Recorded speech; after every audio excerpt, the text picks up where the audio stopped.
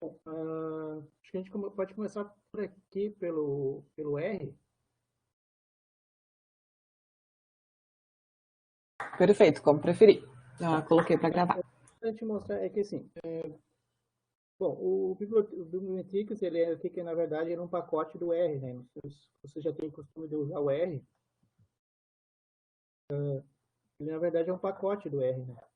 Ele funciona de que forma?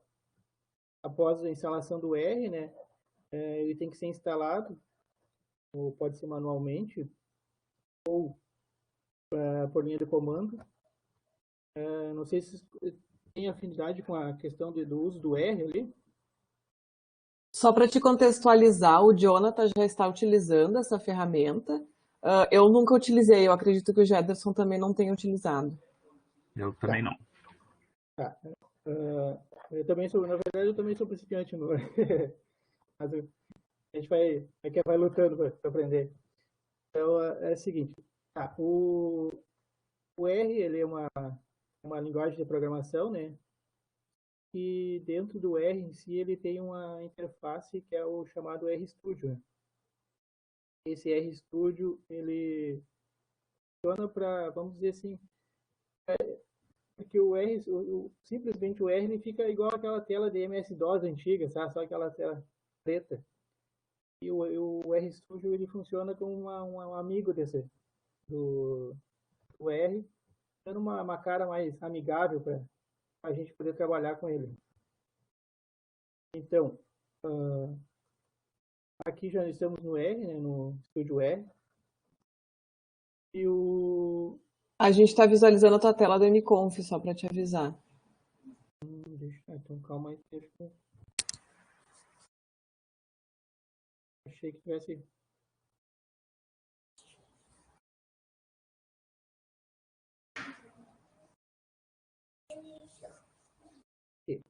Agora tá. Isso, vamos ver.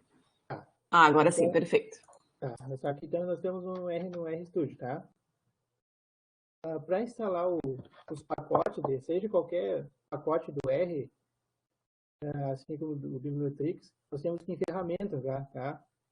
Para instalar pacotes ali, normal, depois de instalar, vai aparecer essa caixinha aqui, a gente faz a busca do pacote que deseja, né? No caso aqui, eu já tenho instalado o Bibliometrics, né? Mas se eu não tivesse, ele apareceria para mim aqui, ó. No momento que eu clicasse aqui, que eu digitasse o nome dele, tá? Apareceu, mas eu já tenho instalado ele. Quando vocês forem instalar, aí após isso ele vai fazer a instalação e demora um pouquinho, mas depois de ok vai dar um, no console, nessa parte de baixo aqui do RStudio, vai dizer se deu certo ou não deu certo. Aí vai aparecer a mensagem ali, se tiver algum erro, sempre vai aparecer. Tá. Agora, para a gente trabalhar com o Bibliometrics, a gente pode trabalhar de duas maneiras. Uma, carregando os dados, né, os metadados, diretamente lá no Bibliometrics, tá? Se for trabalhar com apenas uma base de dados, ou então, se a gente for trabalhar com mais de uma base de dados, porque o Bibliometrics ele aceita até 5 bases de dados. Mas as principais, vamos dizer assim, é a Scopus, né, e a Web of Science. Depois tem outras 3 bases ali, que são mais relativas à saúde. Não sei qual é a área de você exatamente, né? Os demais todos. É todo mundo da elétrica. Tá, então por isso que eu achei que... Então, as outras 3 bases que tem, ele trabalha mais com biomedicina e medicina, e área de saúde como um todo. Então, basicamente, para as engenharias, ele trabalha com essas duas, que é a Web of Science e a Scopus. Tá? Então, se um exemplo, nós vamos trabalhar com essas duas bases. Tá? Eu já coletei o material lá as referências todas, já baixei todos. Após eu baixar eles, o que eu tenho que fazer? Eu tenho que pegar e unificar eles, para poder trabalhar depois lá no Bibliometrics. como a gente faz isso aí? Da seguinte maneira. Tá. Aqui, estando no R, o que a primeira coisa a fazer é definir aonde a gente quer que grave esses documentos. Todos os documentos relativos ao biblioteca vai para uma pasta. Nesse meu caso aqui, eu fiz uma pasta BIP, né? E lá no C. Então, o que eu fiz aqui? Eu indiquei onde eu quis que esses dados fossem gravados. Esse é o meu exemplo aqui. Quanto à pasta, pode ser colocada em qualquer nome que vocês quiserem, dados, bibliotecas, qualquer. O importante é só definir exatamente, porque dessa maneira o Bibliometrics vai entender que esse aqui é o local dele, a casa dele. Todos esses dados vão para lá depois. Qualquer, seja para gravar ou para buscar dados, ele vai buscar sempre de lá. Tá. Aí o próximo comando é para confirmar. Feito isso aí, esse próximo comando aqui, ele vai te dizer se deu certo ou não lá naquele primeiro comando que tu colocou lá, que é a definição do diretório, tá? Deixa eu passar mais rápido para... Tá. Após isso, eu chamo a minha bibliometrics, propriamente dito, né?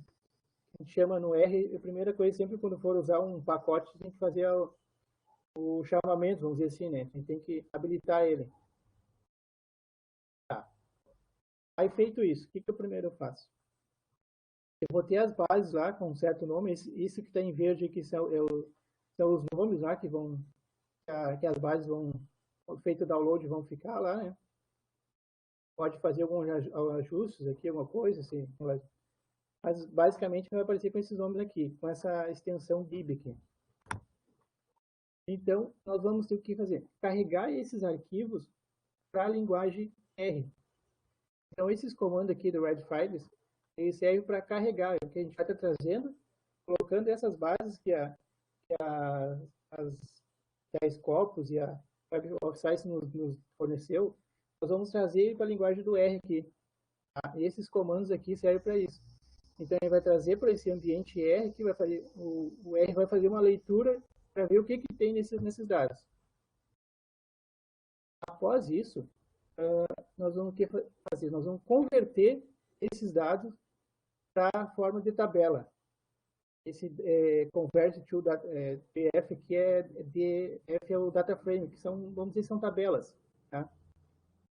Então, o que ele vai fazer? Ele vai pegar a base da Scopus, que estava lá cheia de dados, lá, de metadados, e vai transformar numa tabela. Assim também como os demais da Web of Science. No caso aqui, eu coloquei dois, porque esse exemplo que eu usei aqui, até para uma base real, né? Ele acabou baixando dois, porque a Web of Science ela aguenta, se não me engano, até 500 referências por vez para fazer a exportação. Então eu tive que baixar duas vezes ali, assim, pode baixar 3, 4, 5 pacotes, 5 arquivos. Então, quantas vezes vocês colocarem, se tiver de arquivos, vocês vão ter que colocar aqui a conversão. A mesma coisa também aqui para fazer a leitura, né? Para colocar no ambiente do R. Tá feito isso, então eu faço a conversão desses para a tabela. Aí eu vou transformar esses... detalhe, essas letras aqui é um caractere só para identificar que esse aqui é, vamos dizer assim, o nome do arquivo. O S é o Scopus, o W é o Web of Science. Como eu tinha outro arquivo aqui, eu coloquei um X, mas esse aqui fica a critério, tá? Só que elas têm que ser o quê? Essas letras vão ser as mesmas que nós vamos usar depois aqui para a conversão, para indicar. Porque elas são as letras que vão indicar o nome do arquivo aqui. Por exemplo, o S minúsculo significa que eu vou trabalhar lá com a minha base Scopus. O W significa que eu estou trabalhando com a minha Web of Science 1 ali, arquivo 1. Tá? Então, e essas letras aqui são minúsculas. Aí no segundo passo eu vou converter elas e vou transformar elas em esse S ou a W, X aqui minúsculo, vou transformar em maiúsculo, que vai ser o arquivo após a conversão. Tá? Esse view aqui é um comando só para verificar se realmente ele fez a conversão certinho, porque vai ter que transformar numa tabela ali. E aí, feito isso, o que eu vou fazer então? Eu vou unir essas bases. Esses 3 arquivos que eu tenho aqui, eu uni com esse comando aqui, o merge dbase source. O database aqui, ó, esse aqui é o nome que vocês vão dar ao arquivo de vocês. Tá? Ele se refere ao nome que vocês quiserem dar lá, se quiser dado, metadados, fica a critério. Mas esse database aqui é o nome que eu escolhi para os meus arquivos aqui. Então, ele vai pegar todos os arquivos aqui, o S, o W e o X, e vai unificar todos eles e vai remover todos os duplicados. Tá? Após isso, o comando ele vai, de novo, nós vamos verificar se realmente for unificados esses arquivos, e ficou em tabela, e vamos confirmar com esse outro comando aqui, que é o DIN. Tá? O R, ele faz essa remoção dos duplicados, mas devido a algumas diferenças que existem entre as bases, pode acontecer de ainda assim vir alguns documentos duplicados. Tá? Então, uma maneira que a gente, as buscas que eu fiz, foi de retirar esses duplicados após esse que o R ainda não retirava, não removia, foi o quê? Foi transformar eles num arquivo de Excel. Para depois trabalhar normalmente ali como Excel. E fazer a remoção deles através do Excel. Então, para isso, o que a gente fez? Eu chamei esse pacote aqui, o OpenXLSX, e transformei eles num arquivo de Excel. Não sei se estão conseguindo entender como é que está. Perfeito, por mim tá tudo certo. Tá tranquilo. Por mim também. Se qualquer coisa, você pode me interromper ali, tá? Tá. Então, eu transformei ele no arquivo do Excel. E dali eu trabalhei com eles normalmente com o Excel, fazendo exclusões, qualquer maneira, filtrando, todas as funções que o Excel tem. O detalhe só que no momento que a gente for trabalhar, pode usar todas as funções que tiver, filtros que tiver, tá? Mas depois, quando terminar de fazer as exclusões, ou o que tiver que fazer, ou até padronização de alguns nomes ou títulos, a gente tem que tirar todos esses filtros que tiver e deixar limpinho o dado, a tabela, aliás, para a gente trabalhar lá depois do Bibliometrics, tá bem? Deixar limpinho. Usou, faz tudo que tem que fazer, volta ele limpinho, sem formatação nenhuma, vamos dizer assim, e a gente usar lá no passo seguinte, tá bem?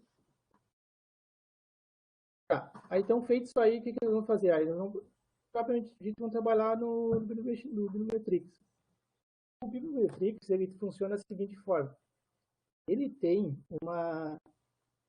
vamos dizer, uma interface, também é bem mais amigável, que a gente chama ele e vai usar essa interface que é o BiblioShine. Eu vou até compartilhar outra tela porque é mais rápido e demora um pouquinho.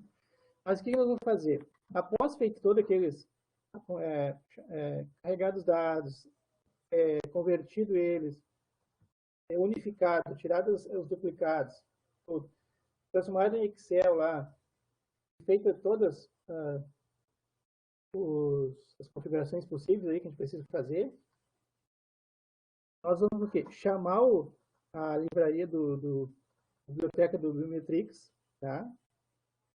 E vamos chamar o BiblioShine. Da mesma forma que nós chamamos, né, o OpenXLS, ou o Bibliometrics mesmo, propriamente no início lá, nós vamos chamar ele clicando ou em Room aqui, ou pode ser um Ctrl Enter, né? E então, compartilhar outra tela com vocês aqui.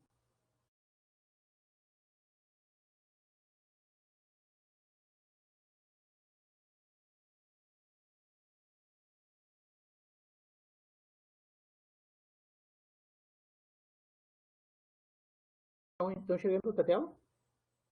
Sim. Tá. E aí após a gente chamar o pacote Blue Shine, vai aparecer essa tela aqui. Essa tela vai abrir no navegador de vocês. Ou seja, nós saímos daquele, ainda de estar no ambiente R, nós vamos sair para lá para uma outra interface. E a partir daqui, mesmo que a gente não saiba comandos, DR, tudo, de qualquer maneira, né, todos aqueles dados ali, essa tela aqui ela é muito mais amigável, porque nós vamos trabalhar com ela basicamente tudo vamos trabalhar com um software comum, assim. Então, ele vai estar dividido aqui nos dados, né? Aqui são filtros que a gente pode adotar, aqui é o nosso conjunto de dados, aqui fala tudo relativo às fontes, né? As revistas. Nesse outro campo aqui nós temos tudo que ele fala tudo sobre os autores. Depois sobre os documentos, né? Os artigos propriamente ditos, ou outro tipo de documentos que você usar. E ele divide aqui em 3 tipos que é uma estrutura conceitual, né? Uma estrutura intelectual e uma estrutura social. Aqui, nessas estruturas, o que ele fornece? Ele fornece alguns mapas de ocorrências, formação de redes, formação de clusters, a gente consegue verificar aqui programas, e outras colaborações aqui, né? Redes que a gente pode criar com os dados. Tá. Então, para fazer a importação dos nossos dados, como eu falei, a gente pode fazer, ou se for uma base, a gente pode fazer diretamente, usando esse Get Data Using aqui, que aí vai funcionar de que maneira? Esse aqui ele funciona só para as bases de PubMed e essa Dimensions aqui. Tá? Esse aqui a gente teria que fazer o que? Configurar as entradas aqui. Seria basicamente como a gente fosse fazer a seleção do material lá nas bases de dados da Web of Science ou da Scopus. Nós faríamos aqui, selecionando os dados, a data que a gente quer, os termos que a gente quer usar. Tá? Mas como vocês não vão usar essas bases aqui, acho que não é o momento agora. Né? Mas ele faria mais ou menos a mesma coisa que a gente faz nas outras bases. Tá? Ele buscaria os dados, os artigos, né? Só que nós iríamos inserir os dados todos aqui. E depois fazer o download. Mas como nós fizemos aquele nosso arquivinho lá com todas as informações, o que nós vamos fazer? Nós vamos então importar esses arquivos, né, usando aqui, ó. Aqui onde a gente faz a escolha, vamos escolher importar arquivos do Bibliotix aqui. E no browser a gente vai escolher escolher o documento que nós criamos. No caso, lembra que eu criei aquele documento que chamava database? Nós vamos buscar aqui, ele já vai abrir lá na minha pasta direto, lá, que é o bib, né, que eu gravei lá no C, foi o primeiro passo que nós fizemos lá. Eu criei um dado aqui, teste aqui. Abre normal, carrega ele vai dar ali, ó, ele deu o upload completo, né? E o start. Esse start aqui, ó, ele vai aparecer o número de documentos que ele conseguiu localizar. Caso essa base aqui não está certa, que eu já tinha feito a conversão lá, já tinha feito a remoção, e ele localizou aqui, então, 1.765 artigos. Tem documentos, na verdade, não necessariamente são artigos. Essa parte aqui da exportação do arquivo, ele funciona de que maneira? Nesse caso aqui, que nós já estamos trabalhando com um arquivo de Excel, não é necessário baixar, porque vai baixar o mesmo dado, a mesma coisa. Mas, se estivesse trabalhando diretamente com um arquivo de extensão BIB, se fosse só uma base, ele faria o quê? Ele transformaria essa extensão BIB numa extensão de Excel. Ele transformaria em uma tabela Excel. Então, nós podemos exportar para cá no Excel, ou então com uma linguagem já diretamente do R. Mas, como eu disse, a gente já está trabalhando com esse Excel, então não é para nós, nesse momento, não é necessário aqui, tá? Feito isso aqui, eu posso ir lá nos filtros, e aqui ele vai aparecer todos os tipos de documentos que eu tenho. Eu tenho artigos de conferências aqui, eu posso escolher só os que eu quero. Se eu tivesse algum outro tipo às vezes essas bases colocam também como revisão, arquivos de revisão e tudo mais, mas aí eu seleciono somente os que eu quero. Um exemplo, eu quero só artigos. Eu deixo só artigos aqui, tá? E aplico. Apliquei esse filtro. Então, vai me aparecer só esses artigos. Só os documentos que são realmente artigos. Ó. Pode ver desses aqui, os 1765, 1758 eram artigos. Os outros eram algum outro tipo de documento. Aqui ele aparece o ano da publicação, e esse aqui é o limite máximo que nós temos aqui, né? Dentro desses documentos aqui, até 21. 21 por quê? Porque tem algumas bases de dados ali que eles já colocam, já estão, eles disponibilizam artigos que ainda serão publicados futuramente em revistas. Mas a Scopus, ela faz isso, ela já libera alguns artigos mesmo.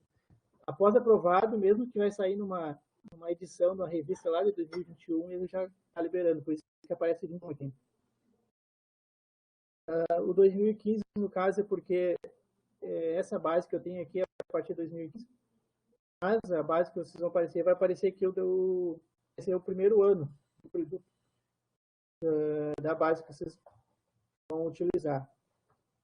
Aqui, esse total de citação aqui significa que a maior número de citação que eu terei nesses dados aqui vai ser 159. Né? Aqui são alguns outros dados. Né? Então, para trabalhar com eles, com esses dados, eu tenho aqui o meu conjunto de dados, que aí, a partir daqui, para usar o Metrix, é basicamente a gente buscando, vamos dizer assim, o que a gente quer para usar depois no artigo, na revisão, e selecionando aqui, por exemplo, aqui eu tenho todas as informações sobre aquele material em forma resumida. Vamos dizer que são as informações descritivas dele. Vamos ver que demora um pouquinho, às vezes. Dependendo da base de dados, às vezes ele demora um pouco para carregar todos os dados, que faz a leitura de todos os dados para depois fornecer os resultados.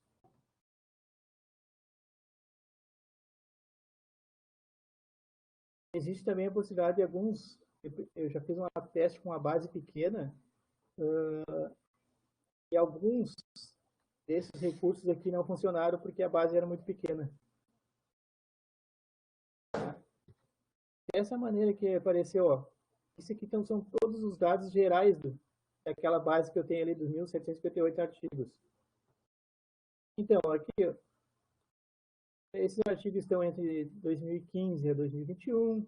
Eu tenho 428 revistas aqui dentro dessa base. Eu tenho 1758 arquivos. Eu tenho médias aqui de citações, médias de publicações, referências aqui, ó, também. Ó.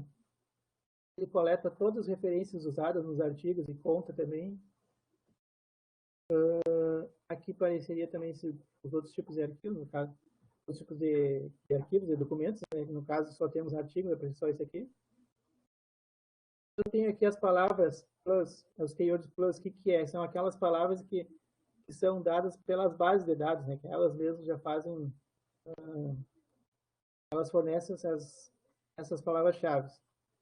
E tem as palavras-chave que os autores fornecem nos artigos, que são essas aqui. No caso aqui, nós temos mais de 5.000 palavras-chave. Temos o número de autores, né? E o número de, por exemplo, em todos esses artigos, ele apareceu 7.000 autores. Mas dentro desses 7.000 autores, só existiam somente 4.800 autores que são diferentes. Entre 7.000 aqui ele aparece, ele conta como um todo, mas ele repete porque algumas vezes algum autor publica mais de um artigo, né? Então, necessariamente, ele apareceu com todos os artigos, todos os autores dos artigos aqui. E nesse outro ponto aqui, ele só coloca somente aqui o número de autores real. Aí depois a gente tem mais alguns outros... aqui, quantos documentos foram escritos com somente um autor. Aqui, os documentos foram escritos com mais de um autor. Ele aparece também. Depois aqui tem mais documentos para autor, as médias que ele faz. Correlação que tem entre eles, né? Os documentos por autor. E aí tem uma série, esses dados aqui, a gente olhando parece, assim, não faz sentido, mas depois, durante as análises lá, ele aparece novamente, só que em forma de gráfico, e fica muito mais fácil de visualizar essas redes aqui.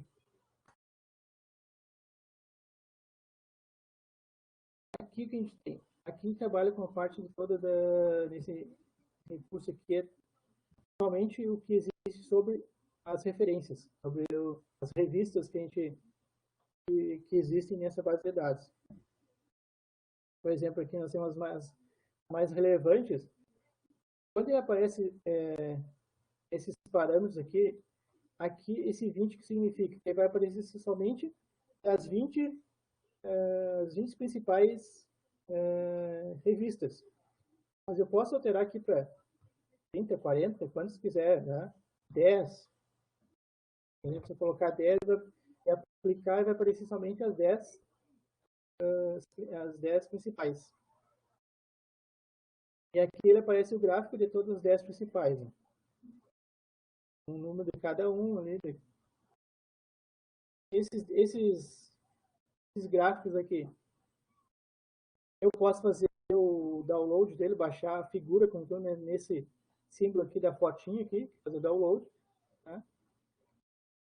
Então, eu quero trabalhar, se eu quiser trabalhar com a tabela desses dados, ele vai aparecer aqui também, aqui em forma de tabela, e eu posso também fazer o download delas aqui nesses arquivos, nessas extensões, o PDF, o Excel, o CSV. Tá? Depois aqui eu tenho sobre o impacto delas, essas revistas. Aí o que ele vai fazer? Ele vai pegar todas as revistas que tem, ele busca lá todo o índice H de cada uma delas. Vou aplicar aqui, ele faz isso aqui automático. Pode ver que no cantinho aqui ele está fazendo todo o cálculo. Então, após isso, ele também vai dar um gráfico. Da mesma forma, posso fazer o download deles, né? Da foto. Posso usar então aqui a tabela. Ele aparece, aliás, mais de um índice também, esse G-index aqui, o M-index também aparece. Esse TC aqui, que é o número de citações. Essa revista aqui da IE, ele teve 1.600 citações, né? E iniciaram a partir do ano de 2015. Quer dizer que a primeira citação que teve foi lá em 2015. Um exemplo diferente isso aqui, que a primeira citação dele foi lá em 2019. Essa revista aqui. Significa que ela teve um documento que lá em 2019 foi citado. Tá? Eu posso também aqui ajustar, se eu quiser, pelo outro índice, ou pelo total de citações, também posso usar aqui, aplicar da mesma forma a quantidade que eu quero, os principais que eu quero. Aplicar, e o que vai fazer? Vai mudar o gráfico aqui, vai mudar. Vai fazer de novo o cálculo, hein? Vai aparecer o meu gráfico do total de citações. Lembro dos 1.700 citações aqui, apareceu, ó. 5 demais. Apareceu só das 20 primeiras. Aqui o detalhe. Aqui ele aparece as 20 primeiras, mas se nós colocarmos aqui para o Nexo, aqui ele vai aparecer as demais. Aqui o exemplo aqui nós temos 20 de 428 entradas. Ou seja, tem 428 revistas aqui, mas ele mostrou só as 20 principais no gráfico e as 20 principais nessa tela. Mas eu posso passar para as demais lá e verificar todas que tem. Tá? Um detalhe que tem, que eu acho triste, vamos dizer assim, é que quando a gente vai fazer o download dele em Excel, ele não baixa toda a tabela. Ele só baixa da primeira. Ele baixa, aliás, por página. Se eu fizer o download nesse momento aqui, vai baixar só a página 2. Se estiver lá na página 4, vai fazer só da página 4. Ele baixa por página. Esse é um dado que é triste, vamos dizer assim. Mas, Thiago, isso que tu está fazendo no BiblioShine teria como fazer via comando lá no R também? Sim, na verdade, o que ele está fazendo? Se nós abrirmos aqui, não sei se vai aparecer para vocês agora o R, não está aparecendo? Não, a gente está no navegador. Que eu acho que daí não iria limitar nas páginas, possivelmente, né? Mas, se tu assim, fizer esse comando aqui lá no R, possivelmente tu consiga baixar toda a base dos 428, né? É possível, sim. Porque, na verdade, ele está dando os comandos lá no R, quando no momento que a gente abrir o R, ele está dando os comandos lá. Uhum. Ele a gente está usando uma maneira mais amigável aqui, mas lá no R, ao momento que a gente abrir o R, ele vai estar toda a lista de comandos que tu usou ali. Entendi. Só que não em forma vamos dizer, de linhas e comandos ali, né? Mas exatamente, a gente pode fazer isso aí. Eu não testei até para fazer direto, mas acredito que a gente consiga baixar ali, com o comando direto, baixar toda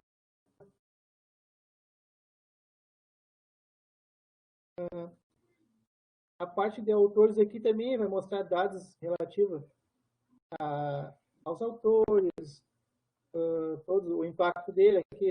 Esse impacto eu acho legal também, porque ele calcula também o CH deles.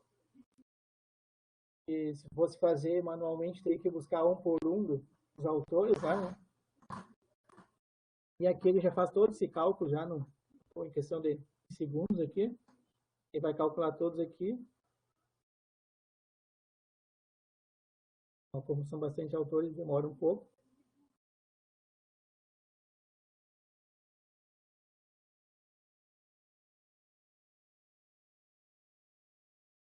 Fazendo o cálculo.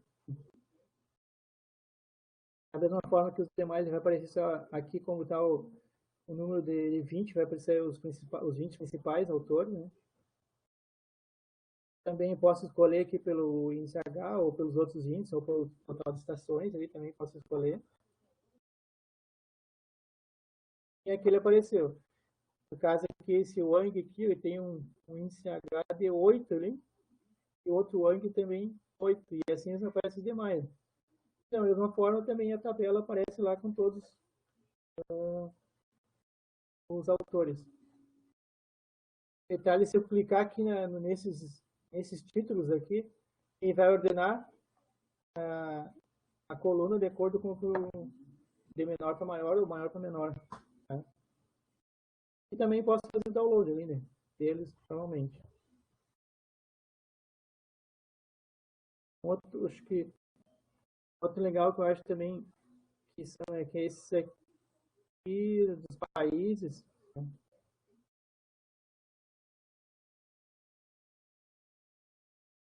Demora para carregar um pouquinho.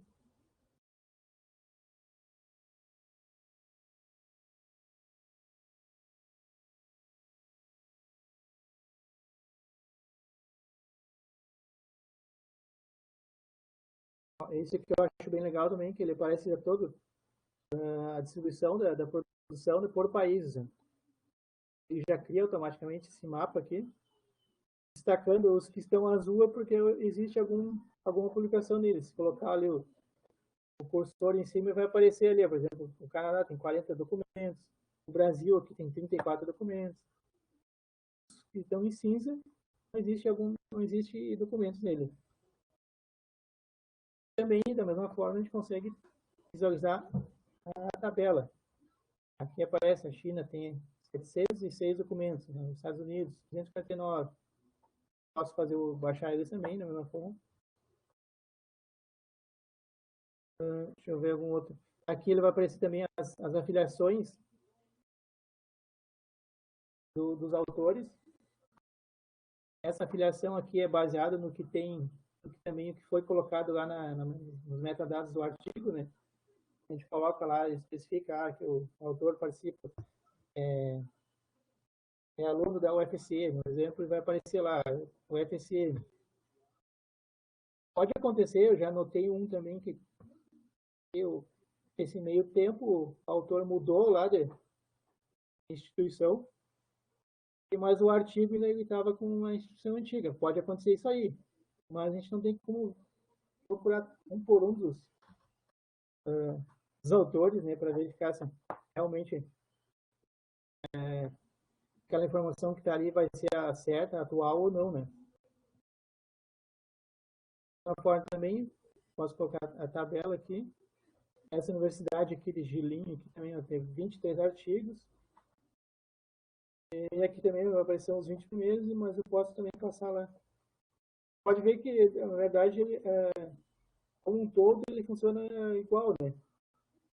Faz a leitura dos documentos ali, fornece em tabela, sempre em gráfico também. Todos eu consigo fazer o download. Outro, aqui são os países mais citados também, vamos ver. Também posso selecionar aqui por citação ou por média, por ano. Ó, a China aqui, além de ela ter o maior número de documentos, ela também é a mais citada, com 809 citações. Os Estados Unidos também ficou em segundo, com 695 citações. Duas formas de verificar se realmente esses países são influentes, né, vamos dizer assim, na produção. Essas são as duas formas, que são os países mais citados aqui. Aí teve uma média de 5,5 citações, e ao total 809 citações. Também posso fazer o download, né? Vou ver alguma outra. Aqui essa lei, lei de Locke, ela funciona, ela faz uma análise ali de acordo com a frequência de citações, né? Dos artigos, né? E ele gera alguns gráficos aqui também. Ele calcula, na verdade, ele faz um cálculo de um índice lá, baseado em todas as citações, e mostra esse gráfico. Não sei se já viram essa lei aqui. Esse é aquele mapa de concentrações? Ah, não. Não, ele parece só a distribuição. As concentrações vão aparecer depois ainda. Ah, tá. Ele aparece a frequência, a distribuição da frequência aqui, ó. Aqui, ó. Um artigo teve 84% das publicações. Significa que um artigo representou 84% do total de todas as citações. Entendeu? E os demais. Por exemplo, esse último aqui não teve nada. 17 artigos tiveram 0%. É que ele deve ter arredondado. Deixa eu ver aqui. 12 artigos tiveram 0,1% do total de citações. Entendeu? Vai dar essa porcentagem aqui em relação ao total, baseado nessas citações que o artigo recebeu. Deixa eu ver alguma outra coisa que a gente pode verificar aqui. Aqui. Esses correspondentes aqui, ó, que funciona? Ele pega todos os autores são correspondentes, por exemplo, quando a gente coloca o artigo lá, coloca um autor deles, é o que vai receber todas, vai fornecer o e-mail para a receber as correspondências lá, né? Então, o Bibliometrics vai pegar esses autores e vai contabilizar eles aqui e vai mostrar um gráfico. Por exemplo, a China teve 137 autores correspondentes. Ver que os números não são os mesmos de alguns outros no artigo, uma coisa, porque ele só pega os correspondentes. Existe algum, acho que a Web of Science, ela não tem, se não me engano, acho que é ela que não, nem todos os artigos existe correspondente. Né? Às vezes lá ou são todos ou não tem nenhum. Pelo menos eu já vi isso. Não sei se é uma geral ou foi um caso particular que eu vi. Mas ele vai pegar, aqui vai contabilizar somente aqueles artigos onde existe um autor correspondente. Vou colocar aqui em forma de gráfico. Aparece em todos os países. Vê que agora apareceu aqui a Coreia em segundo, com 62 documentos, baseado nesse número de autores correspondentes. Modifica um pouquinho os números. Estados Unidos, que estava em segundo, passou para terceiro. Já. A questão aí de verificar qual a melhor análise, né? De acordo com o contexto lá do artigo, da revisão que vocês vão fazer. Né? Passando para a parte de documentos aqui, também da mesma forma, lá vai aparecer os mais citados, né? Documentos mais citados, que a gente pode verificar aqui ou citações com absoluta, ou então pelo relativo, né? Que é a média por ano aqui. Da mesma forma, também vai aparecer todos os documentos mais citados. No caso, esse documento aqui, ele teve 159, e foi o primeiro número que nós vimos lá, que seria o número total máximo de licitações, seria 159. Nós vimos lá no início, né? No caso, foi desse autor aqui, publicado em 2017, nessa revista aqui, a CS Nano. Esse dado aqui, ele já pega também lá da base, lá que vai transformar os dados já nesse formato aqui também. Toda a base já faz, né? E então ele dá o documento aqui já avisando quem é o autor, que ano foi publicado e qual revista foi publicada. Da mesma forma também pego a tabela aqui, e essa aqui é o detalhe que ele fornece todo o DOI do documento. Aqui aparece o total de estações por ano. No caso, ele teve 39,7 estações por ano. E o total de estações em todo, de 2015 a 2021, que é o ano que nós temos ali da pesquisa, são 159. Aqui são as estações, as referências, desculpa. As referências que foram usadas lá são dados referentes a essas referências que tem lá foram coletadas desses artigos, né, base. Ele também vai gerar um gráfico, vai gerar tabelas também.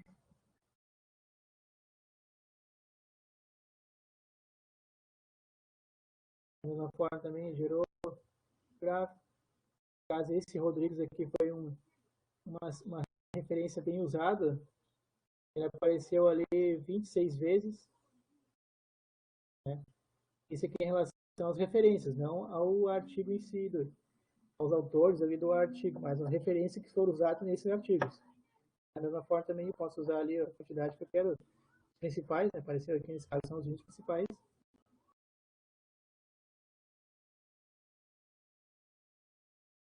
Aqui eu tenho, vamos dizer, esse aqui são a parte das palavras mais usadas. Eu posso classificar aqui nesses parâmetros como comparar com as keyword first, que são aquelas palavras estabelecidas pelas bases de dados, né? Ou pelas palavras do título, ou pelas palavras-chave dos autores, ou as palavras mais frequentes nos resumos. Vou pegar um exemplo. os títulos aqui, esse será o número que eu quero. Vai aparecer aqui o número de palavras 10 principais. Mas posso colocar até o máximo 50 aqui. E apareceu aqui. Então, essa palavra aqui, o cluster, foi a palavra mais usada entre os títulos dessa minha base aqui. Apareceu 597 vezes. Assim também apareceu as outras palavras. Análise, dado, método, algoritmo, cluster. Algumas palavras dessas aqui, às vezes parece que não vai fazer sentido, mas claro, sozinhas elas é a frequência da palavra em si, mas depois no contexto ela pode fazer sentido, né? Nesse momento, por exemplo, essa aqui parece que não faz um sentido, né? Aqui. Mas no contexto geral lá do resumo, lá do título, ela foi decisiva, vamos dizer assim, né? Da mesma maneira também aparece a tabela com as palavras e tudo mais, né? Ele pode também fornecer uma nuvem de palavras, também definir para qualquer, vamos colocar por título, mas também está usando lá. E aqui eu posso definir alguns padrões, do tipo que eu quero, que é no círculo, estrela, triângulo, tamanho, tudo. Aqui são todos definidos pelo pesquisador, né, da maneira que achar melhor. Aplico aqui e vai aparecer uma nuvem de palavras de acordo com a frequência de cada palavra. Como o cluster, nos títulos foi a que mais se destacou e vai aparecer maior ali, assim, fazer mais. A segunda foi esse aqui, terceira análise, assim por diante. Né? Formou toda uma nuvem de palavras baseada em ciclo, porque eu escolhi aqui o tipo o corpo dela como ciclo, né? Podia escolher outra maneira. E vai fornecer essa nuvem. Aqui vai aparecer também a tabela com aquelas 10 palavras que ele usou ali, ó, as mais frequentes, a frequência de cada um. Deixa eu ver esse aqui do mapa.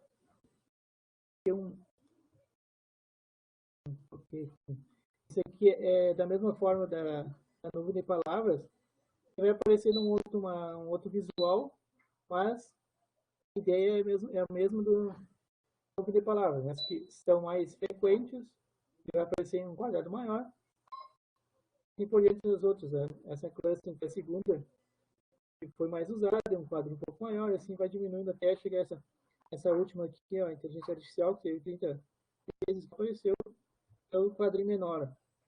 Mas a função, vamos dizer assim, é semelhante à da nuvem de palavra, só que de uma outra maneira de expressar. Esse aí, Thiago, é uma árvore, né? Pelo que eu estou percebendo, tem o cluster em análises e o cluster em algoritmos, né? Aí depois ele divide entre 5, aí desses 5, e acho que ele vai indo até o final. Vai indo até a menor. Isso, no caso, esse aqui, ó, ele pegou as 50 palavras, as 50 mais repetidas, né? Porque está definido aqui como 50. Tá? O número de palavras aqui, ó. Se eu colocasse o meu limite aqui 200, se eu colocasse 200, ele apareceria um mapa aqui com 200 palavras. Né? Assim, se eu colocasse também com 20, apareceria um mapa aqui só com as 20 palavras principais. Né? Mas em forma de mapa também.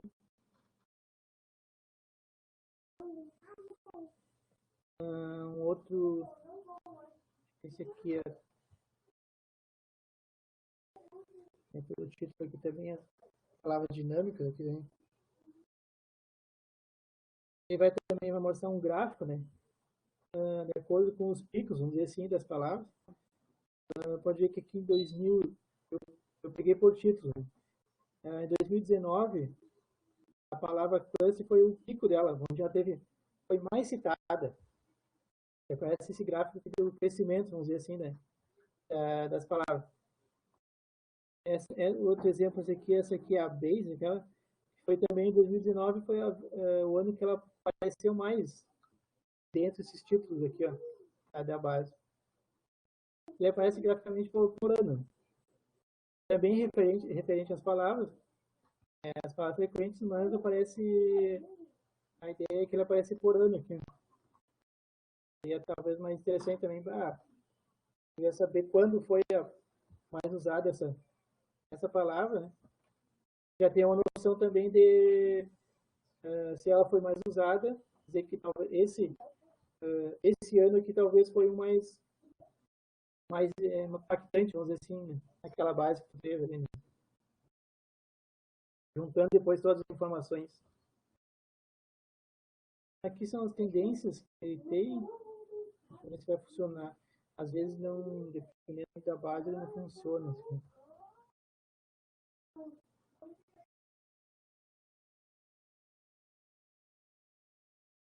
Tá, funcionou. Aqui eu fiz com uma base pequena e não funcionou. Aqui são as tendências, né? Significa que as mais próximas do centro são as palavras que são mais repetidas, vamos dizer assim. De acordo, elas tendem a crescer depois, pelos dados ali, elas tendem a crescer, né, no seu uso. Ó, por exemplo, essa palavra aqui, cluster networks, e foi são as mais usadas, elas estão mais próximas do centro aqui. E as que estão mais longe não são tão usadas. Também, da mesma forma, posso escolher aqui, né, meu campo, por resumo, ou por palavra-chave do autor, ou das palavras estabelecidas, né, fixadas aqui, né? E passando mais para depois para a questão da estrutura conceitual, né? Acho que esse aqui é mais legal, acho, para as análises são essas aqui, que é onde aparecem as redes que ele forma. Tem um por tipo também que estamos usando. São todas as redes que são formadas, né, com essa base aqui. Deixa eu ver se vai demorar um pouquinho. Posso definir aqui todos os tipos, né? Eu quero que tenha, qual tipo de cluster que eu quero usar, o número de palavras que eu quero que eu relacionar. Aqui eu posso verificar que ele apareceu uma rede, posso aumentar aqui ou mais, ou o mouse direto aqui. A palavra cluster, né, como já apareceu, ela foi a mais usada. E pode ver que ela tem ligação com várias outras palavras. Ó. As que estão em vermelhas significa que é toda a rede de cluster aqui. Ó, algoritmo, aparece com algoritmo, com dados, com métodos, com otimização, identificação. Cada cor significa a rede que elas têm. A roxa, que é outra rede, a verde é uma outra, mas não significa também que elas não estão ligadas de alguma maneira com essa cluster aqui, né? Tem mais proximidades, essas cores significam que existe mais proximidade entre elas. Ó, análise, ela pega com todas as demais ali, eu posso selecionar aqui também só a palavra que eu quero, que vai aparecer ali, a cluster. Também aqui aparece na forma da tabela, com os dados que ele usou para calcular aquela rede ali.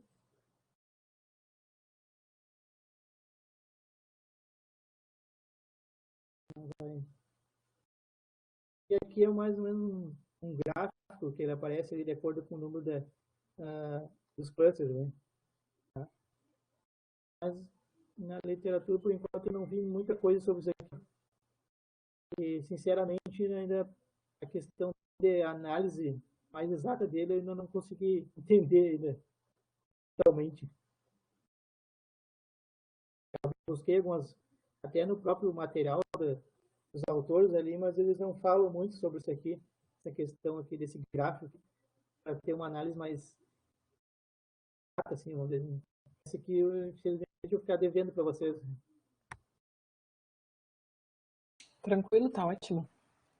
Mas aqui eu acho que o interessante mesmo é que essa questão da rede aqui que a gente consegue visualizar, né? É da mesma forma que a gente vai fazer depois dos outros, né? Eu acho que esse aqui, parece. Essa aqui, dessa mesma forma que a gente vai montar essa rede, por exemplo, por autores, que já seria lá na estrutura intelectual, lá, Vai montar também um gráficozinho aqui da rede que aparece entre esses autores.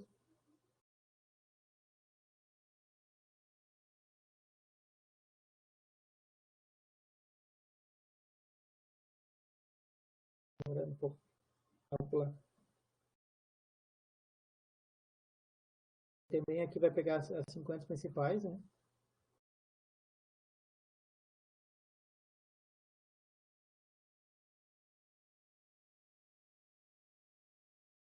Esses são os gráficos que mais demoram, né? Porque fazer toda essa relação. Exato, ele pega e faz, ele calcula toda, pega toda a base, faz o cálculo, a relação de cada um. Esses três aqui são os que vão demorar um pouquinho mais. Dependendo também até da conexão, às vezes.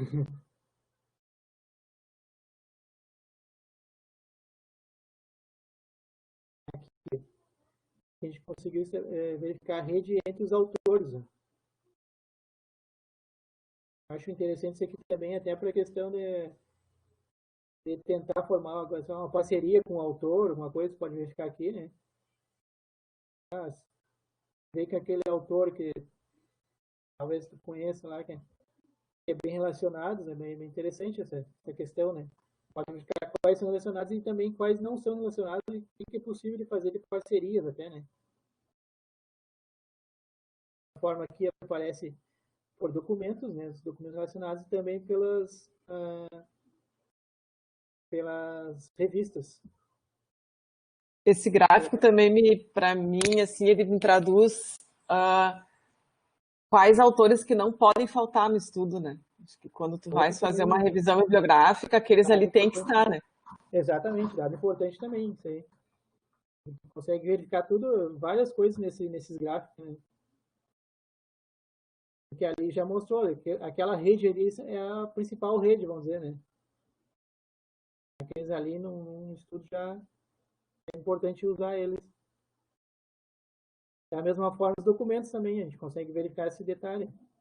Uma pergunta, Thiago, aquele gráfico que tu mostrou ali da cocitação, ele tinha duas cores, vermelho e azul. Por que tem aquelas cores? Sabe dizer? Ele calcula, ele faz dois cálculos aí, que é o MCA, que é, eu esqueci o sigla aqui, mas ele calcula de duas formas. Ali, eu vou ter que verificar, agora já coloco ali. Ele faz ele apareceu azul e vermelho, né? Isso, eu até achei que inicialmente fosse alguma coisa assim de, daqui a pouco dois temas, duas palavras-chave, talvez fosse relacionar com os autores. Ele faz o cálculo de dois índices, né? Ah, entendi. São só duas métricas, no caso. São duas métricas que ele usa ali, por isso que ele apareceu diferente. Alguns, pode ver que alguns não tinha, né? Porque talvez aquele documento não existia a métrica lá. Ah, perfeito. Ele não usou. Aqui recém carregou. Aqui sobre a relação, né? Entre os documentos aqui, ó. Deixa um pouquinho maior, né? Entre todos os documentos. E aparece o ano ali também de cada documento. Aqui, na verdade, ele pega sobre as referências que a gente usa, né? Porque, por exemplo, ele pegou aqui uma referência lá, alguém usou essa referência aqui lá de 1988, outro lá de 87, e assim vai. Ele vai pegar os documentos relativos, referências usadas nesses artigos e vai fazer uma relação. Isso seria aquela base, digamos, que lá no início tu mostrou que tinham, acho que era 10 mil referências, alguma coisa assim. Ele pega as listas das referências de todos os artigos. Isso, você vai pegar essas aqui, ó. Essas referências aqui, ó, 64 mil. 64 mil, isso. Ele vai pegar baseado nessas referências aqui, que ele tirou. Essas referências são aquelas que a gente usa nos artigos, né? Ele calcula todas elas, contabiliza aqui e depois forma a rede lá. Uhum. Perfeito. Da mesma forma também aqui, essa rede de colaboração aqui, nós conseguimos também colocar por autor, por instituição e por país. Então, eu acho bem interessante. É para verificar quais também as instituições mais próximas aqui, vamos dizer, uma futura parceria. Ou verificar também, faz toda uma rede aqui. Na verdade, isso aqui, poucas redes, ó. Aqui, entre essas aqui. Na verdade, entre instituições apareceu a rede não é grande, né? Bem pouco mesmo. Várias lacunas entre parcerias aqui, ó. Apareceu, só tem uma rede entre as universidades aqui de ciências humanas e essa outra aqui. Sabe que esse filtro todo me parece bem legal quando vai trabalhar também com a base de dados lá dos PIDs da ANEEL, né? Eles têm um Excel, aí teria que montar o ponto .bib, mas eles têm vários campos. Eu não sei se chegou a acessar aquela tabela, uma tabela assim que tem os títulos, o valor, qual a universidade que propôs. Não muito detalhado ainda, mas eu acessei sim, eu vi que tem bastante. A gente pode fazer também todo esse relacionamento, né? E lá não tem base, como, por exemplo, no Scopus, no Web of Science, no I3E Explorer, que já tem alguns pré-filtros, né? O da ANEEL é só uma planilha que tu tem que manipular de alguma maneira, né? Sim, mas é que o BiblioShine é interessante que se tu pegar o documento no Excel ali, no caso lá nós fizemos toda aquela conversão no R todo, né? Mas se tu pegar direto uma planilha Excel com alguns dados principais que a gente vai usar aqui, a gente consegue trabalhar direto nela e colocar aqui. Um exemplo, eu usei dados da I3E, tá? Só que ele não faz essa conversão aqui no sistema. Então, como eu fiz? Eu peguei e fiz manualmente. Após eu terminar transformar aqueles dados numa tabela Excel, eu coletei eu abri a base da I3E, criei todos os dados principais e coloquei nas mesmas colunas que existiam, né? Daquela tabela que eu fiz, da união da Scopus e da Web Science. Sim. O bom é que o Scopus ele inclui também todos os I3E Explorer, né? Que o I3E Explorer é mais fácil de buscar porque é voltado para elétrica, né? Mas exato, com um bom filtro no Scopus tá. Mas exatamente, a maioria dos que estavam na I3E estão lá na Scopus, né? Também. A Scopus é bem maior, assim, nesse sentido, ela abrange todos os outras bases. Mas é um trabalho que pode ser possível fazer assim também, né? Pegar uma base que não esteja aqui, sei lá, uma Wheeler, aquela, né? Pode baixar os dados lá, transformar eles em Excel também e depois fazer esse trabalho um pouco mais manual e juntar as duas tabelas Excel, né? Mas pode fazer isso e trabalhar normalmente aqui depois. Ele aceita.